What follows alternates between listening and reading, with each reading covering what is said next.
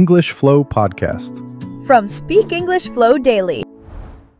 Hello, English learners, and welcome back to the English Flow podcast, your warm and friendly place to learn easy English, one small step at a time. We are so happy you are here today. I'm Mia. And I'm Leo. Maybe you are a little tired right now. Maybe you have a big list of things to do. But you are here, and you are learning English. That is already very good. Yes, if you have to take a break, taking it in English is the best idea. You are resting and growing at the same time. That is a good deal. Leo, you sound very happy today. What happened? Today I did something new. I got a message. I read it, and I answered it fast, without thinking too long. Wait, you answered fast? No long thinking? I know. Normally I write, then I delete, then I write again. But today I just said, okay, send, done. Not perfect, but real. Oh, I know that feeling. I do the same. Write, delete, and then nothing. I send nothing. Yes, so much thinking, so little talking. And I think many people learning English do this too. They think and think, but they don't speak. Their head is full of words, but their mouth is quiet. And that is exactly what we want to talk about today. Yes, today we are not talking about grammar or tests. Today we are talking about that moment when you want to speak, but your voice stops. I know this feeling very well. And I think about all the times I could have practiced, but I stayed quiet instead. So today's topic is stop thinking and start talking. We will share real stories, easy ideas, and small steps you can try today. So speaking English feels like talking to a friend, not like taking a big exam. And before we start, if you like learning with us, please like this video and subscribe. It helps more people find us. We also love reading your comments. You can write one simple sentence. For example, my name is, and I am from. Try it. It is good practice. When you write a comment, your brain works. You choose words. You make a sentence. That is real English practice, not just listening. Oh, and a small note. Today's episode is for beginners and early learners, A1 and A2 level. So the words are simple and the sentences are short, but the ideas are real and important. If some words are new, don't worry. We will explain everything slowly and clearly. And at the end, we will do a small word tour. We go back and look at the important words together. Okay, let's start. Mia, do you remember a time when you wanted to speak English and your brain just stopped? Oh yes, I remember one day very well. I was in a shop in another country. I practiced my sentence many times before. I said to myself, okay, I will say, can I have that cake, please? Simple. Good. Yes, very simple. But then it was my turn. The woman looked at me. She said something fast, and my brain stopped, like the Wi-Fi going off. Oh no, no connection. I opened my mouth and said, hi, cake. This, please? And I pointed at the cake like a small child. But you got the cake, yes? Yes, and the woman smiled. She was very kind. But inside, I felt embarrassed. I thought, why couldn't I say one simple sentence? That feeling is very normal. You study, you practice, you listen to podcasts, and then in real life, your mouth forgets everything. Did this happen to you too, Leo? Yes. One time I was on a video call. I knew what I wanted to say. I said it in my head, in good English. In your head, yes. But when it was my turn to speak, my brain felt like a very crowded room. Too many thoughts, too many voices, grammar, words, fear, all at the same time. Like everyone talking at the same time and you can't hear anything clearly. Yes. And I said, yes, I agree. That's all. When I had a full idea ready. And after the call, you thought, why didn't I just speak? Yes, and this is the big thing. Most of us have good English inside. The problem is not only the words. The problem is we think too much. I think it starts with fear. Fear of making a mistake. Fear that people will think, oh, their English is bad. When I was young, I was always scared. What if I say a word wrong? What if someone laughs? And to judge someone, that means to look at them and think something bad. Like, their English is not good. Even when nobody says it out loud, your brain says it to you. Yes, your brain becomes a very strict teacher. I remember one day at school, a student answered in English. They made one small mistake. The teacher said the correction in a very cold voice. The class laughed a little. Oh no. And after that day, that student was very quiet. They almost never put their hand up again. And I think many people listening right now have a moment like that. A teacher, a friend, a family member, someone who laughed or said something hard. And now, even as an adult, your body remembers that moment. Your brain says, be careful. Don't speak. It's not safe. Yes, it's like a small alarm inside you. Every time you want to speak English, beep, beep, stop. Don't do it. I remember at school, I had to read in English. I said one word wrong. My friend laughed.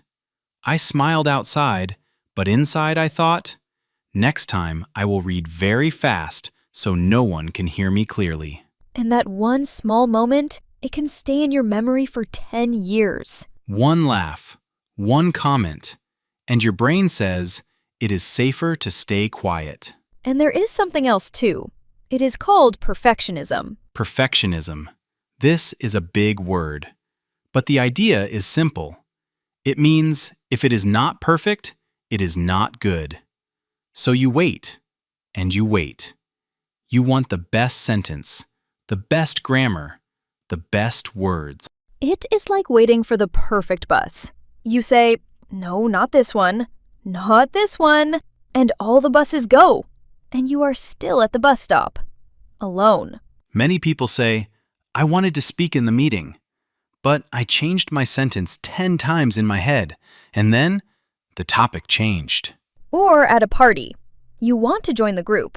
You think of one sentence, you fix it again, and then you just look at your phone instead. I did that once, at a family dinner. Some people were speaking English. I understood everything. I had a good comment, but I was thinking so long, the moment passed. And you go home and think, why didn't I just say something small? So, your English is not always the problem. Your fear is talking. Your old memories are talking. Your perfectionism is talking. And all of that noise is louder than your real voice. But the good news, we can change this. We can teach your brain a new way. We don't have to wait for the fear to go away. We can start talking, even with a little fear. Okay, let's talk about how to do it. How to move from thinking to talking. Tool 1. Use short, simple sentences. Many learners want to say a long, beautiful sentence, but then they get stuck. For example, in your head you think, I have always wanted to improve my communication skills. Very nice. Very professional. But your mouth is scared. So instead, just say, I want to speak better. Same idea, less pressure. Ask yourself, what is the small version of this? Instead of, I feel very overwhelmed with everything recently, you can say, things are hard right now. Simple, real, good. You are not writing a school essay. You are just talking to a person. Tool 2. Use reaction words. These are small words you say when someone is talking. They show you are listening. For example, oh really? That's nice. No way. I understand. That's hard. These words are short, but they are powerful. They help you start talking, and they give your brain a few seconds to find the next sentence. For example, a friend says, I'm so tired today. You say, oh really? That's hard. Do you have a lot of work? First, a reaction. Then a small comment. Then a simple question. That is already a good conversation. Not perfect, but real. And real is enough. Tool 3. Ready phrases. These are sentences you practice many times, so they are ready in your mouth, like a song you know by heart. For work or school? Sorry, can you say that again? Can I ask a question? I don't understand this part. In daily life. Can I have a... please? Can you help me? Is there another one? You don't need 50 ready phrases. 5 is enough. 5 can change your day. And remember, a simple sentence that you say out loud is always better than a perfect sentence that stays in your head. Okay, so where can you practice without a lot of pressure? Low pressure means relaxed. No test, no teacher, no grade. Just you and English. One simple way. Talk to yourself when you do normal things. When you cook, say, "Now I cut the vegetables." When you walk, say, "I am going to the shop. I feel a little tired today." It feels a little strange at first, but it really works. Your mouth gets used to English. Another way, send voice messages to a good friend, someone who knows you are practicing. You can say, "Hey, my English is not perfect, but I want to practice. Is it okay?" A good friend will say yes. They will be happy you trust them. And if you don't have a friend like that right now, you have your mirror. The mirror never laughs at your accent. You can look in the mirror and say 1 or 2 sentences. Today I feel. Today I learned. Today I want. Think of it like dancing. Before a party, many people practice alone in their room first. English is the same. Practice alone first. Then it feels easier with other people. But there is one more thing we need to talk about. Not just what you say to other people, but what you say to yourself. Many people say, "I wanted to speak in the meeting, but I changed my sentence 10 times in my head, and then the topic changed." The voice inside your head. Many learners have a very strict voice in their head. It says, "I am stupid. My English is bad. I cannot speak." If you talk to yourself like that, of course you feel scared to open your mouth. So let's change that voice. Just a little. Instead of "my English is bad," try saying, "my English is under construction." Under construction means it is not finished yet, but the work is happening. Like a building. It is not ready, but people are working on it every day. And instead of "I cannot speak," try "I am learning to speak more." Or, "One small sentence is already good." Progress means you are moving forward, even if it is slow, even if the steps are very small. Every time you say one sentence in English, that is a step forward. That is progress. So here is a small challenge for today. Say one sentence in English. Just one. To a person, to your mirror, or to your phone. For example, "I feel a little nervous, but I want to speak English." Or, "Today I listened to a podcast in English." Don't wait for the perfect moment. Just find a small, normal moment and say something. And if you want, write in the comments, "One time I stay quiet because..." and finish the sentence. When you write it, you are already facing it. You are not hiding. Okay, before we finish, let's do our small word tour. We look at the important words from today. First word, overthinking. Overthinking means you think too much, so much that you don't do anything.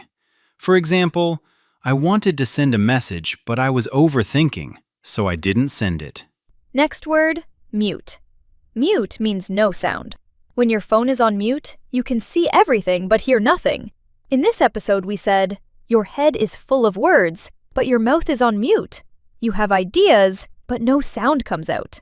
Next, perfectionism. This means you want everything to be perfect, and if it is not perfect, you think it is not good. For example, "I don't speak because I want perfect grammar, so I never speak." Next, low pressure. Low pressure means relaxed. No test, no stress. For example, Talking to myself when I cook is low-pressure practice. Next, progress. Progress means you are moving forward, step by step, even if it is slow. For example, I still make mistakes, but I understand more now. That is progress. And one more, under construction. This means not finished yet, but the work is happening. For example, my English is under construction. That means I am working on it every day, and that is okay. We also talked about reaction words. These are small words that show you are listening. For example, "Oh, really? That's nice." "No way." "I understand." And ready phrases. Sentences you practice many times so they are ready when you need them. For example, can you say that again? Can I have a please? When you have a few ready phrases, speaking feels easier. Your brain works less, your mouth moves faster. Remember, you don't have to fix everything today. One small sentence is already good. One small step is already progress. Your English is under construction, and that is beautiful. Just don't let too much thinking keep your voice quiet. We are really proud of you for listening, for trying, for being here. If this episode helped you, please share it with a friend who also thinks too much and stays quiet. Maybe you can practice English together. Thank you for spending this time with us. This was the English Flow podcast from Speak English Flow Daily. Keep talking, even just one small sentence. Take care. Keep going. Bye, everyone. Bye-bye. See you next time. Your English learning journey doesn't stop here. Continue building your confidence and fluency with the next episode of the English Flow podcast. Click the next video and keep progressing, one conversation at a time.